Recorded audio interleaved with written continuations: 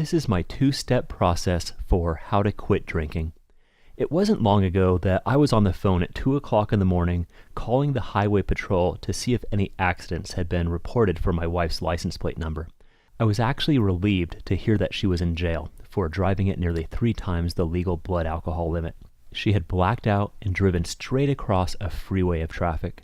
As serious as a DUI is, it's nothing compared to finding out that someone you love is in the hospital or morgue, or maybe worse, that they've put someone else in the hospital or morgue. And that's halfway what I expected when I was dialing the highway patrol. And to think that the whole thing started with a ridiculous argument that we had while we were drinking. Can you imagine what she came so close to feeling? What I came so close to feeling? My father once said to me that as long as you can get up in the morning and go to work, then you're not an alcoholic.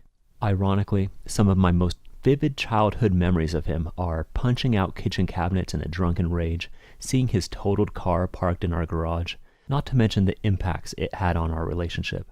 His brother, an airline pilot, used to have to go through withdrawal shakes for a day before reporting to work. He died sitting in a chair passed out.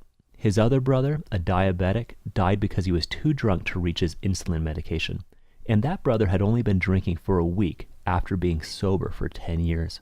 My father's definition of alcoholism worked well for me too. As a self-employed person, it was no problem to start drinking in the early afternoon, be relatively sobered up by bedtime, and sleep the rest off for a fresh start in the morning.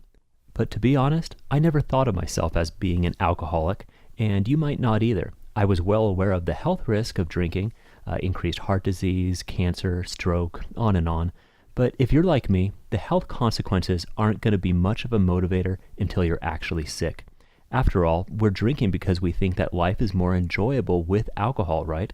I'd rather live a short, enjoyable life than a long, healthy, but boring one, and I'm guessing you would too. But as time went on, it just kept getting more and more obvious that life was getting less and less enjoyable with alcohol. The things that were once fun were getting pathetic. The relationships and interactions that were once fresh were turning sour. The experiences that were once exciting were getting scary. And the occasional drunken mishap was slowly turning into a domino effect procession of disappointments. Experimenting with alcohol may have been a fun new experience when I was young, but after hundreds, maybe thousands of times of inducing the same old exact mind-numbing sensation of drunkenness over and over, I could see where I was heading. Everything that I value as meaningful in my life was getting more and more at risk. To enjoy life, I'm the kind of person that has to have things that I find meaningful in my life. The work I do, my relationships with other people, all life. But I can see now that everything I did while I was drinking was becoming meaningless. I went through the same thing with drugs when I was younger. Marijuana, LSD, mushrooms, cocaine, nitrous. I've tried it. I used to think that I could find something in these other mind-altering substances. I looked for spirituality, spiritual insights, adventure, excitement, social connection. But in the end, it was all a futile search, a waste of time. And that's all I got from it, the understanding that you can never get anything better in altered consciousness than what's only possible in sober consciousness. The same is true of alcohol, maybe most true of alcohol. I knew from the beginning that it was poisoning my body. I didn't care about that, but it took me years of wasted attempts to realize that it was also poisoning my life, taking away what I somehow expected it to give me. So enough of my story. We're now at step number 1 of how to quit drinking. And step number 1 is this: decide what matters to you in this life. What do you really value? Determine what you want to be, do, experience, or just feel in this lifetime before you die. The way I'm saying this might sound kind of heavy, but it should, because if you don't do this, if you don't really make a concrete decision, that day might be coming sooner than you expect, and at that point it'll be too late to live the life you really want. So if you're still with me, for each item on your list, think about whether drinking alcohol is going to help you be, do, or experience whatever it is that you truly desire. And decide once and for all what's more important: experiencing the simple sensation of drunk numbness for the 1000th time, or obtaining just one of those items on your list. How important is that simple sensation of drunkenness to you? Do you want to trade the possibility of living a fulfilling life, experiencing real wealth, having the experiences of loving and being loved, doing, being, or having whatever it is that matters to you?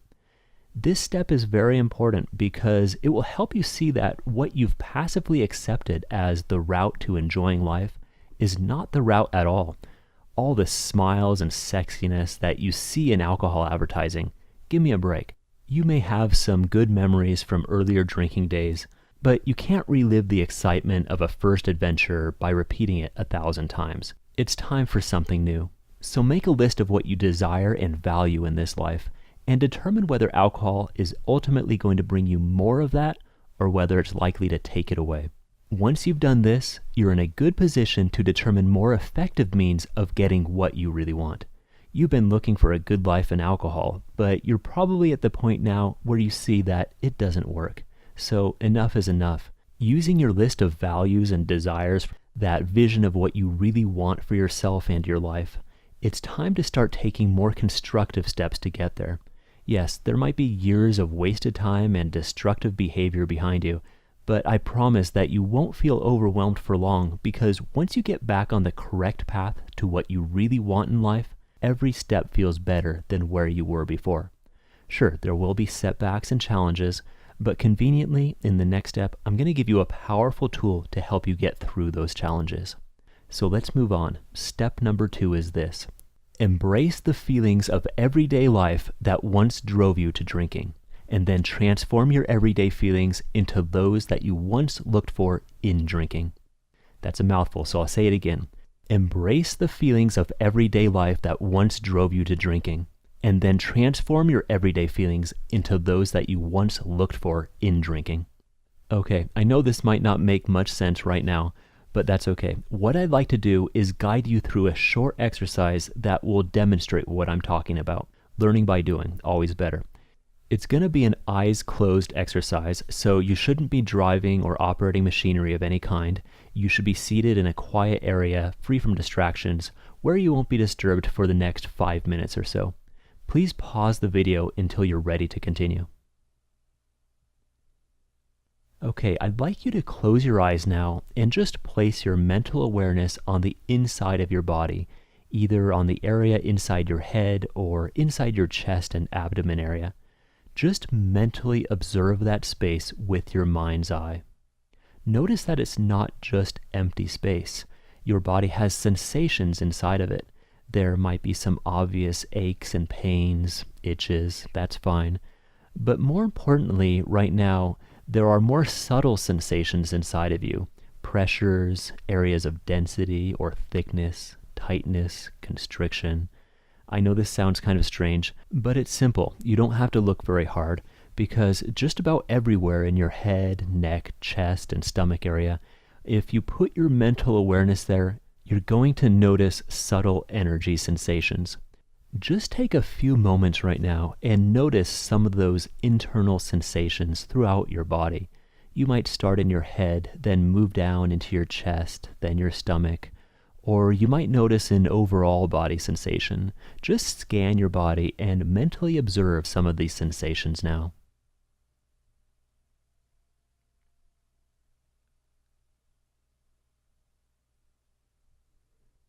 Okay, this is probably not something you've done a lot of in your life, but before telling you why we're doing this, I'd like you to do one more thing.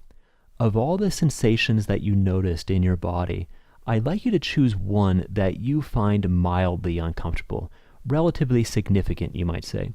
Turn your mental awareness back to that feeling inside you and just watch it, observe it, and listen to it. I know it's uncomfortable. We chose it because it's uncomfortable.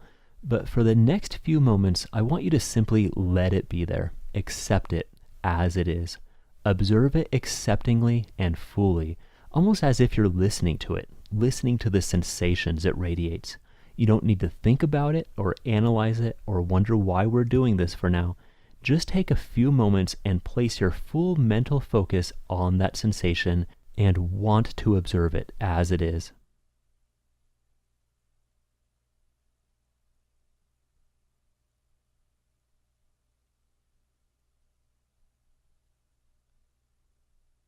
Okay, now just think of one word that describes the physical feeling of this sensation. Is it tightness, heaviness, throbbing, tingling, cloudiness? You don't need to be exact, but just choose one word that describes the main physical characteristics of your sensation. Okay, let's suppose your word is throbbing. With your mental focus back on that sensation, I'd like you to repeat the following phrases to the sensation as if you're speaking to it.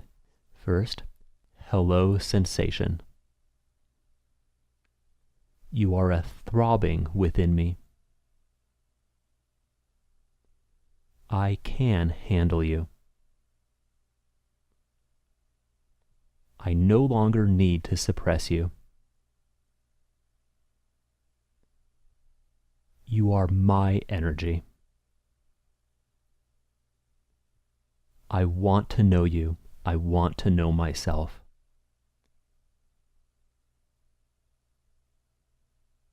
I appreciate your message. I can handle you. I no longer need to suppress you. I let you be as you are. Okay, you can go ahead and open your eyes now. If this is the first time you're doing this, it may not make a lot of sense. It might seem strange to be talking to your inner sensations like this, but just remember it's a means to an end. What's most important to understand is that these seemingly uncomfortable body sensations inside us are actually what guide most of our everyday decisions, actions, and behaviors. Every human emotion that you ever experience has a body sensation that goes along with it. And we all know that most alcoholics are drinking as an attempt to cope with emotional pain or discomfort. Sometimes these body sensations are signals, sometimes they're reactions, and sometimes by nature they're uncomfortable. But being able to experience them is important. It's part of being human, and sometimes they're valuable guidance to positive change. But people like you and I have learned that we can suppress these feelings of discomfort with alcohol. We learn to numb ourselves to them. We begin to do so more and more. As we do so, we get more and more out of touch with our inner selves, with our inner worlds, which leads to problems in our outer worlds, with our ability to relate well to people, which leads to more internal discomfort, which leads to more drinking, and it's just a downward spiral. That's been my personal experience and observation, and I don't think I'm alone in it. Now, I don't want to get too philosophical because that's not what this video is meant to be. If you're dealing with the very real problems that alcohol brings, you need a practical solution. This is the main component that worked for me. It may seem strange at first, but like I said, it's a tool, a means to an end. So I encourage you to experiment with it. Practice maybe once or twice a day. Don't be surprised if it turns out to be the most practical and powerful tool that you've ever experienced. That's what it was for me. And don't be surprised if it changes your life. I've seen it work for a lot of people. Remember, step 2 was to embrace the feelings of everyday life that once drove you to drink, and then transform your feelings into those that you once looked for in drinking. This technique that I just taught you can empower you to embrace every human feeling that life ever brings you, and it can be your foundation for transforming those feelings as well. At that point, you just get back to concentrating on step 1, creating a life in sober reality that's far more fulfilling and enjoyable than drunk reality ever was. With that, you'll never want to drink again. Thank you for watching, and good luck to you.